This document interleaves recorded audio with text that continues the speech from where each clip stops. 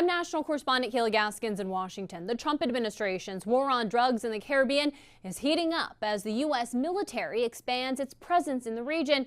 And now there are reports the fight could move from sea to land. In the past 2 months, U.S. forces have launched at least 10 strikes on suspected drug-running boats in the Caribbean, killing dozens of suspected traffickers linked to Venezuelan and Colombian cartels, groups the Trump administration calls narco-terrorists.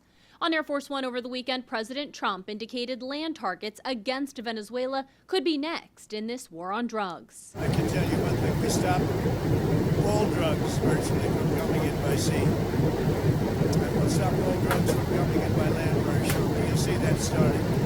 Some of the White House's strongest allies, like Senator Lindsey Graham, are backing the president's possible expansion of military force. I support that idea, but I think he has all the authority he needs. But others, including members of his own party, are warning the administration has yet to provide enough evidence to justify the lethal strikes. At this point, I would call them extrajudicial killings, and this is akin to what China does, to Iran does with drug dealers. They summarily execute people without presenting evidence to the public, so it's wrong. Meanwhile, the USS Gerald R. Ford strike group is on its way from the Mediterranean to the Caribbean, a major escalation of American firepower in the region, and speculation growing over the possible reactivation of Roosevelt Roads, a former U.S. naval base in Puerto Rico that sits just 540 miles from Venezuela's capital, Caracas. Last month, F-35B fighter jets, U.S. helicopters, and Ospreys arrived at the former base. Defense Secretary Pete Hegseth hasn't ruled it out. We're familiar with the location that you're referring to, and